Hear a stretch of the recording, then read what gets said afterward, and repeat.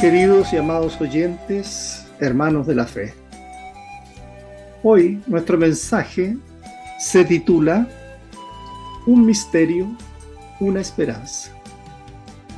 Y vamos a leer en primera carta a los Corintios 15, desde los versículos 51 al 58. Le voy a pedir a mi esposa, hermana de la fe, Talía, que me lea estos versículos.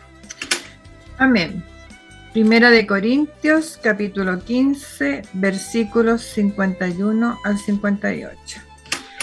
He aquí, os digo un misterio.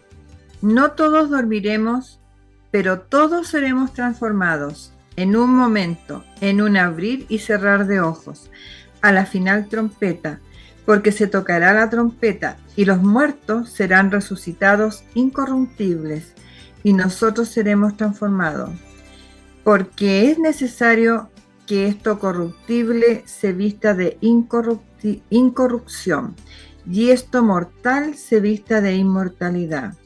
Y cuando esto corruptible se haya vestido de incorrupción y esto mortal se haya vestido de inmortalidad, entonces se cumplirá la palabra que está escrita: sorbida es la muerte en victoria. ¿Dónde está, oh muerte, tu aguijón? ¿Dónde, oh sepulcro, tu victoria? Ya que el aguijón de la muerte es el pecado, y el poder del pecado, la ley. Más gracias sean dadas a Dios, que nos da la victoria por medio de nuestro Señor Jesucristo. Así que, hermanos míos, amados, estar firmes y constantes, creciendo en la obra del Señor siempre, sabiendo que vuestro trabajo en el Señor no es en vano. Amén. Amén. Oremos. Amado Padre Celestial, gracias damos por esta nueva oportunidad que tenemos de reunirnos, de compartir tu palabra, de poder saber y entender y aplicar para nuestras vidas lo que tú quieres, Señor, y por eso lo has dejado en este maravilloso libro de la Biblia. Gracias, Señor, porque tu consejo está siempre ahí presente. Solo basta que el hombre y la mujer lo tomen y lo apliquen en su vida para que tengan un mejor pasar y también puedan conocer lo más importante, que es la salvación del alma una vez que el cuerpo muere. Gracias te damos por todo, Señor. En Cristo Jesús pedimos estas cosas. Amén.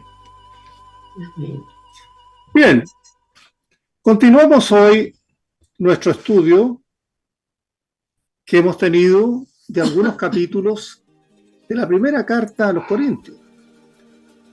Y nos hallamos en el capítulo 15, por lo cual daremos inicio a nuestro estudio de hoy en el 1 Corintios 15, 35. Donde se desarrollan algunas preguntas sobre la resurrección, a fin de tener un mejor entendimiento de lo que va a ser el mensaje de hoy.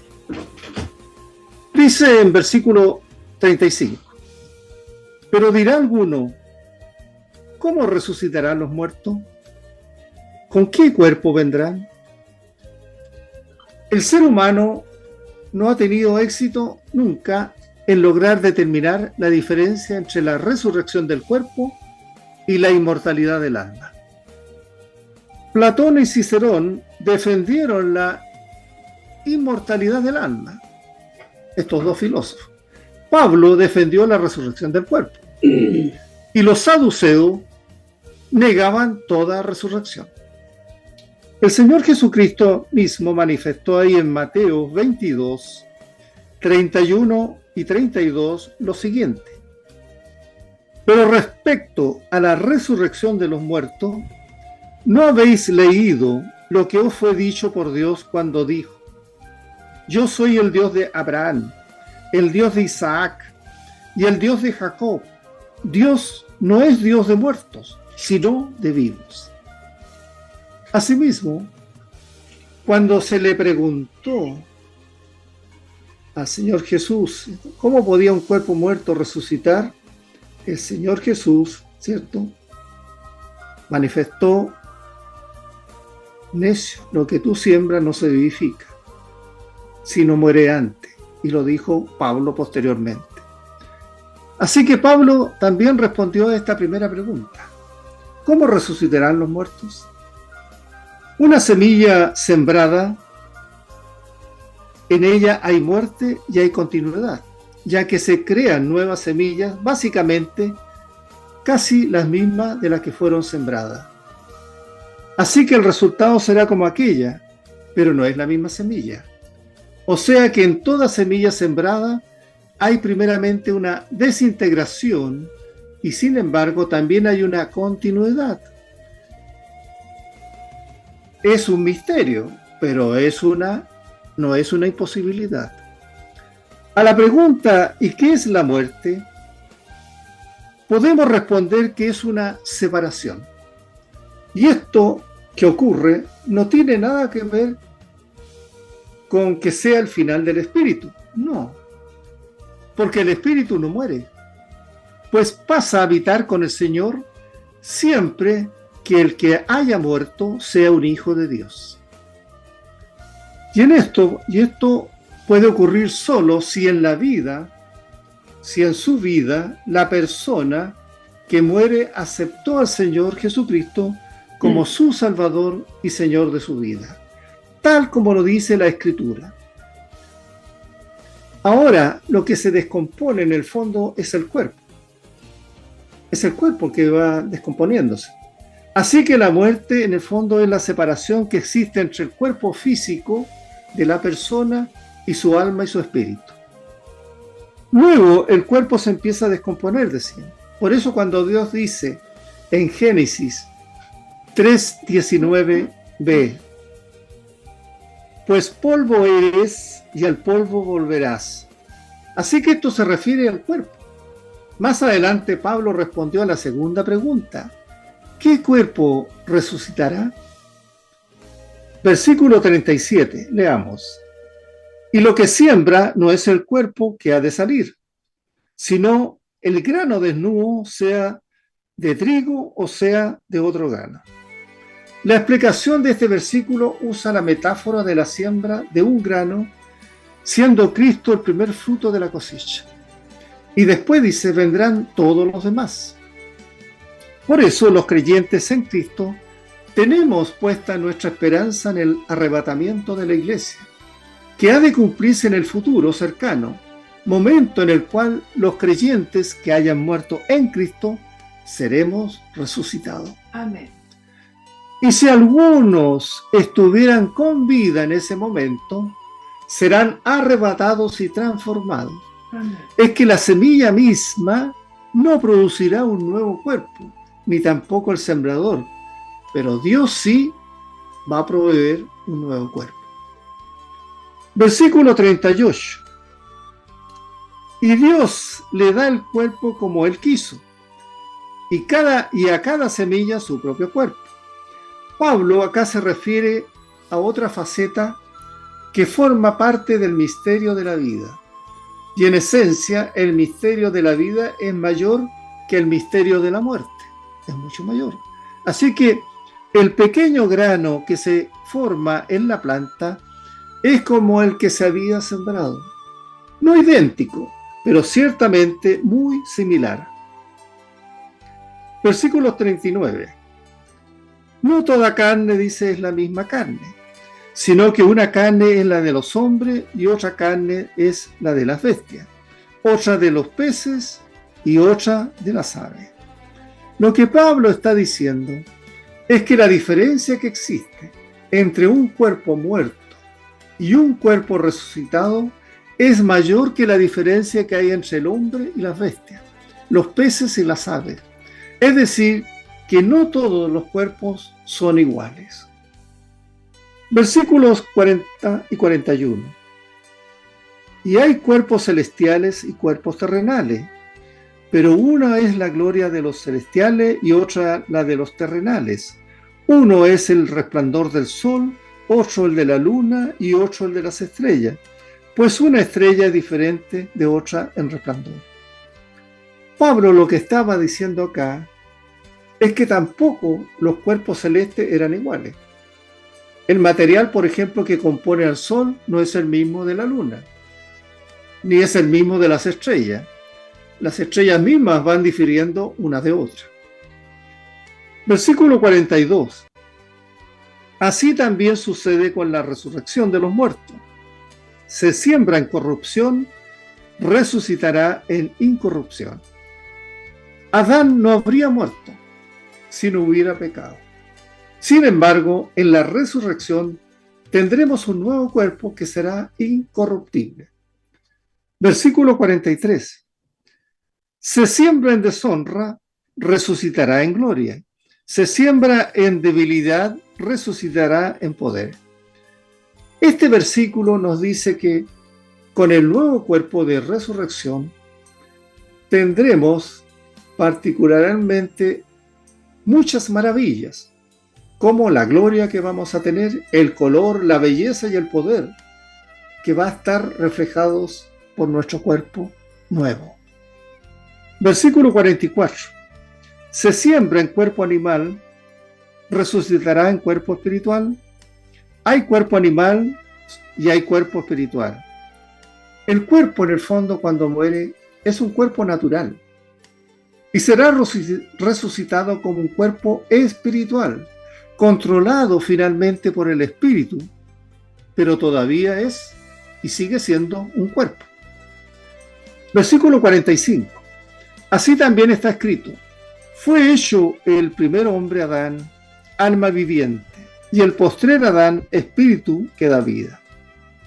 El primer Adán fue materia física con vida, es decir, fue un ser físico y emocional, tal como somos nosotros hoy. El postrer hombre, o sea, Cristo, es espiritual. Versículos 46 y 47. Pero el espiritual no es primero, sino el natural, luego el espiritual. El primer hombre es de la tierra, terrenal. El segundo hombre, que es el Señor, es del cielo. El primer hombre es de la tierra, terrenal, dice. La palabra utilizada en esta ocasión es koikus, o sea, tierra, barro. Eso significa. Mucho escuchamos hoy en día hablar de la ecología. Pero ¿quién genera el daño en esta tierra? El daño en los recursos naturales, el daño en las reservas químicas y biológicas, esencialmente para la vida, el hombre. El hombre. Ya que el hombre procede de la tierra, de ahí proviene, y los residuos que deja el hombre en su propia naturaleza que es, se pueden calificar como desperdicios.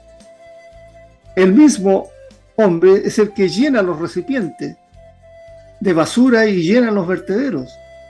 En cambio, el segundo hombre, que es el Señor Jesucristo, no tendremos ese problema. Luego ven los versículos 48 y 50. ¿Cuál el terrenal? Tales también los terrenales. ¿Y cuál el celestial? Tales también los celestiales. Y así como hemos traído la imagen del terrenal, traeremos también la imagen del celestial. Pero esto digo, hermanos, que la carne y la sangre no pueden heredar el reino de Dios, ni la corrupción hereda la incorrupción. Nosotros hoy con nuestro cuerpo procedemos de Adán, pero también estamos unidos a Cristo y por lo tanto tenemos una esperanza, la esperanza de resurrección de un cuerpo eterno que estará con Cristo para siempre. Se nos cita en este versículo que cuerpos de carne y hueso no pueden tener parte en el reino de Dios. Qué bueno que así sea, ya que nuestros cuerpos actuales no irán al cielo. Dios no se va a dedicar a restaurar los defectos actuales de nuestros cuerpos, porque la corrupción no puede tener parte en la incorrupción, por lo que nuestro cuerpo actual precisa ser sembrado en la tierra, enterrado, como una semilla, a fin de que surja un cuerpo nuevo, una nueva tienda en la cual podremos vivir eternamente. No será semejante al viejo cuerpo, solo similar. Lo que sí se mantiene es la identidad. Bien sabemos que la mayor parte del cuerpo está formada por agua, hidrógeno y oxígeno y otros átomos. ¿Acaso Dios no puede reunir todos estos átomos o usar estos átomos nuevos para darnos un cuerpo nuevo si Dios es todopoderoso? Él es Dios y puede reunir los componentes que forman nuestro cuerpo actual, desde el polvo de la tierra, desde la ceniza. Puede incluso usar nueva materia para hacer un nuevo cuerpo, que mantenga la misma identidad del anterior. Justamente la primera herejía que surgió en la iglesia fue la negación de la resurrección corporal de Cristo. Hemos visto y dicho que Pablo expuso la verdad de la resurrección. Hemos escuchado a Pablo hablar contra 3 filosofías principales de su tiempo: el estoicismo, el epicureísmo y el platonismo. Por lo que Pablo dijo que nuestros cuerpos físicos resurgirán a vida como cuerpos espirituales. Así que en el versículo 51 leemos lo siguiente: He aquí os digo un misterio. No todos dormiremos, pero todos seremos transformados. Pablo estaba escribiendo en aquel entonces a los cristianos de Corinto, y también nos escribe en el día de hoy a nosotros, que habían creído de que la muerte era el final de toda existencia humana.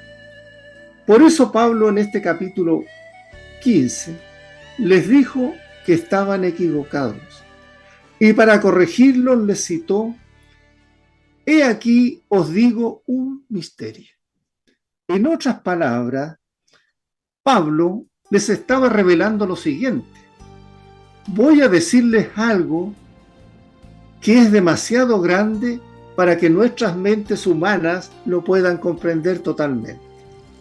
Les estaba diciendo: te voy a dar a conocer un vistazo, aunque un poco borroso, de la mente de Dios. Entonces les dijo: he aquí os digo un misterio. No todos dormiremos, pero todos seremos transformados. En un momento, en un abrir y cerrar de ojos, a la final trompeta, porque se tocará la trompeta y los muertos serán resucitados incorruptibles y nosotros seremos transformados. Porque es necesario que esto corruptible se vista de incorrupción y esto mortal se vista de inmortalidad. El apóstol Pablo lo que hace es referirse acá al rapto de la iglesia, presentándolo como un misterio, pero que ahora, gracias al Espíritu Santo, podemos comprender lo que va a ocurrir en los postreros tiempos. Realmente Pablo fue el precursor de esta doctrina del arrebatamiento. Podemos leerlo en 1 de Tesalonicenses 4, 13 al 18. Es donde se presenta, ¿cierto?, esto por primera vez. Dice lo siguiente Pablo: tampoco queremos, hermanos, que ignoréis acerca de los que duermen, para que no os entristezcáis como los otros que no tienen esperanza. Porque si creemos que Jesús murió y resucitó, así también traerá Dios con Jesús a los que durmieron con él. Por lo cual os decimos esto en palabra del Señor, que nosotros que vivimos, que habremos quedado hasta la venida del Señor, no precederemos a los que durmieron, porque el Señor mismo, con voz de mando, con voz de arcángel y con trompeta de Dios, descenderá del cielo, y los muertos en Cristo resucitarán primero. Luego nosotros, los que vivimos, dice Pablo, los que hayamos quedado, seremos arrebatados juntamente con ellos en las nubes para recibir al Señor en el aire, y así estaremos siempre con el Señor. Por tanto, alentados los unos a los otros con estas palabras. Así que bien nos podemos hacer la pregunta: ¿qué es un misterio? Es algo que no fue revelado en el Antiguo Testamento. Es una verdad bíblica que antes estaba oculta al entendimiento del ser humano, pero que ahora se revela en el Nuevo Testamento. Es algo que no se puede aprender ni por la vista ni por el oído. Es algo en lo cual los seres humanos ni siquiera han pensado o imaginado. Se trata de un hecho que debe ser revelado solo por Dios. Como bien dice este versículo, no todos los creyentes vamos a pasar por las puertas de la muerte, Pero Pablo nos dice, todos seremos transformados. Ahora pasemos o no por la muerte, los verdaderos creyentes vamos a ser transformados. Hay mucha gente que dice que espera estar viva cuando Cristo venga, para poder estar en su presencia. Lo que sí debemos tener muy claro es que antes de poder entrar en la presencia de Dios, todos los creyentes tendremos que haber sido transformados. En el versículo 52 nos dice, en un momento, en un abrir y cerrar de ojos, al final trompeta, porque se tocará la trompeta, y los muertos serán resucitados incorruptibles y nosotros seremos transformados. Así que dice, en un momento. Eso expresa la partícula más pequeña del tiempo. De ahí viene la palabra átomo, atomao, átomo, que fue la palabra que se usaron. Los científicos pensaron que habían encontrado la partícula más pequeña de la materia y le llamaron átomo.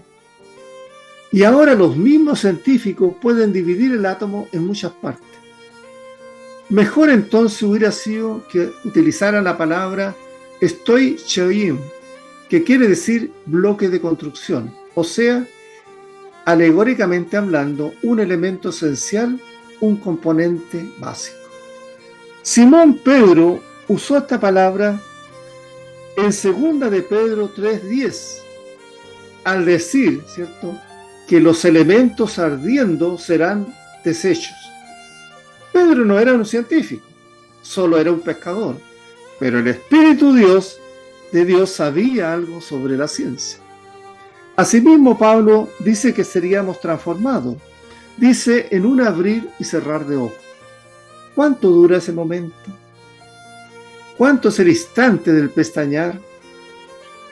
Lo que significa que todo ocurrirá en un lapso, en una fracción de segundo, por lo que uno no podría decir y no tendría tiempo de decir, aquí viene el Señor, aquí está el Señor. Y el apóstol también añadió, al final trompeta, a la final trompeta. ¿Será la última llamada? ¿Será la trompeta el sonido de su voz? Juan mismo dijo en Apocalipsis 1:10, oí detrás de mí una gran voz como de trompeta. ¿Y de quién era esa voz? Era el Señor Jesucristo. Él, dice, llamará a los muertos en Cristo para que regresen a la vida. Por eso también hemos leído ante los evangelios Juan 11:43, cuando el Señor Jesús estaba en esta tierra, levantó a Lázaro de entre los muertos, diciéndole, Lázaro, ven fuera. Ahí está el poder de nuestro Dios. Algún día los que hayan muerto en Cristo serán llamados, serán despertados del sueño de la muerte, pronunciando su nombre. Versículo 53. Pues es necesario que esto corruptible se vista de incorrupción y que esto mortal se vista de inmortalidad. Nótese el énfasis al decir es necesario. Ningún hombre o mujer puede ir al cielo en su actual condición. No se puede entrar allí con los cuerpos naturales que hoy tenemos. Nuestros cuerpos actuales son bastante limitados. Nuestra visión es bastante limitada hoy día. Nuestra recepción a las ondas sonoras es limitada. Si fuéramos al cielo hoy con estos cuerpos deteriorados, perderíamos seguramente gran parte de lo que allí va a tener lugar. Por lo cual necesitamos un cuerpo nuevo. Por eso dice aquí que nuestra naturaleza corruptible se revestirá de lo incorruptible y nuestro cuerpo mortal se revestirá de inmortalidad. Versículo 54. Cuando esto corruptible se haya vestido de incorrupción y esto mortal se haya vestido de inmortalidad, entonces se cumplirá la palabra que está escrita.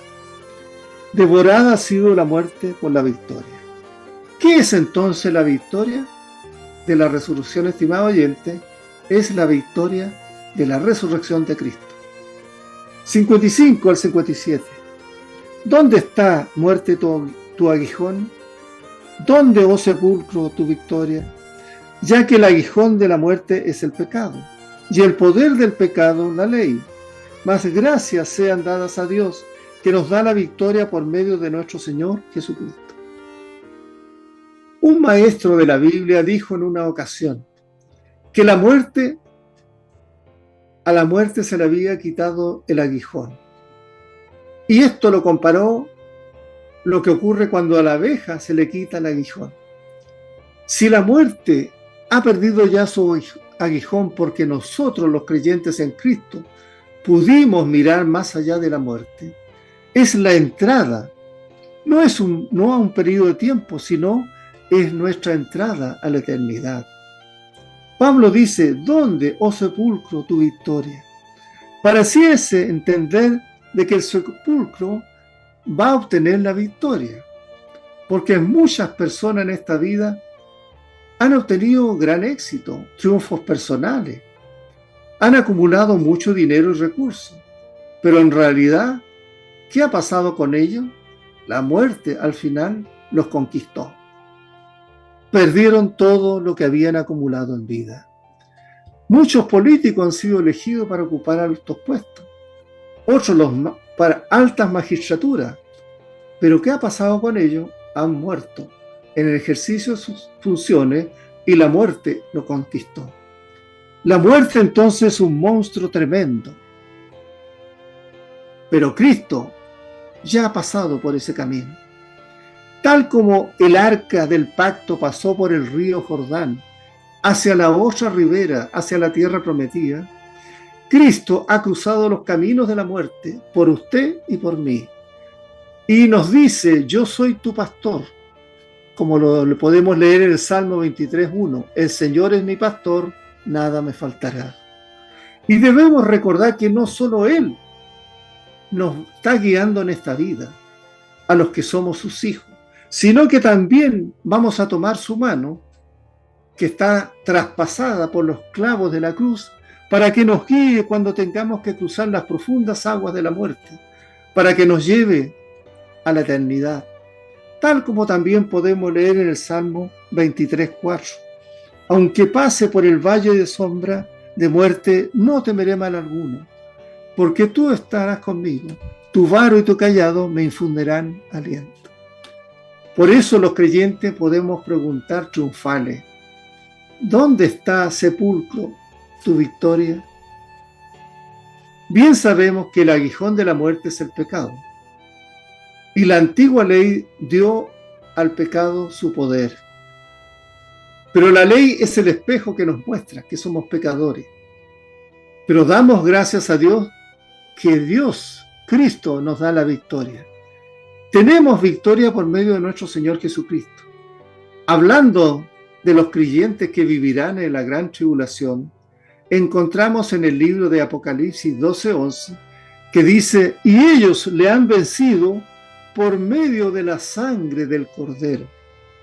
Esa es la única forma con la cual cualquiera de nosotros puede vencer la muerte: la sangre de Cristo. Versículo 58.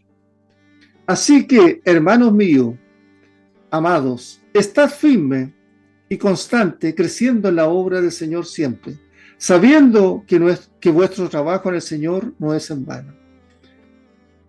Al leer esto, inmediatamente podemos pensar en 1 Corintios 9. Fiel es Dios, por el cual fuiste llamado a la comunión con su Hijo Jesucristo, nuestro Señor.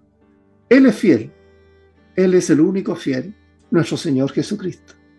Los santos hemos sido llamados a la comunión con Jesucristo. Y Pablo nos había dicho antes en Romanos 8:28, y sabemos que a los que aman a Dios, todas las cosas le ayudan a bien, a los que conforme a su propósito son llamados.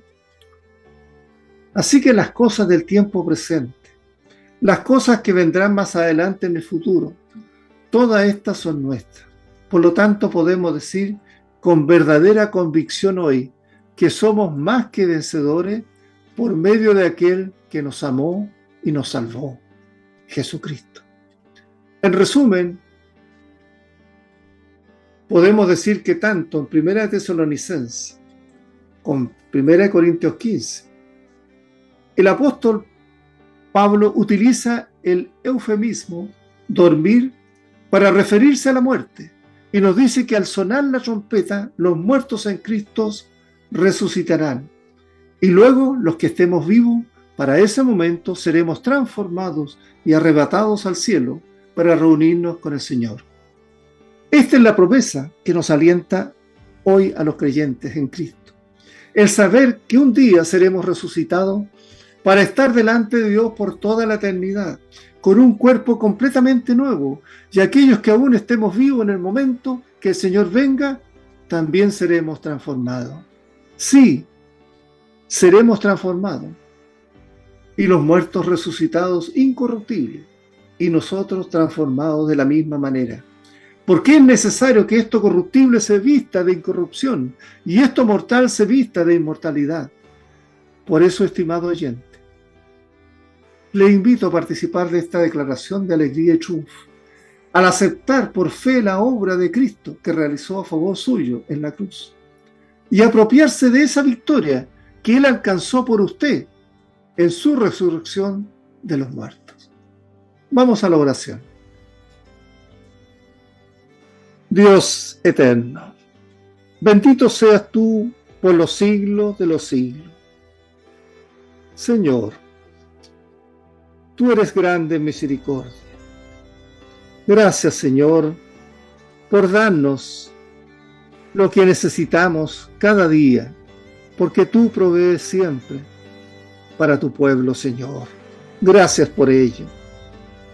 Pedimos, Señor, tu ayuda para que cada día podamos ser más hacedores de tus palabras y fieles a ti, Señor. Gracias, Padre Celestial, por responder a nuestras oraciones, aquellas que se encuentran en la perfecta voluntad para nuestras vidas. Lo pedimos en la gracia del Señor Jesucristo, en el amor de Dios y en la comunión del Espíritu Santo, sea con todos nosotros, ahora y siempre. Amén, amén y amén.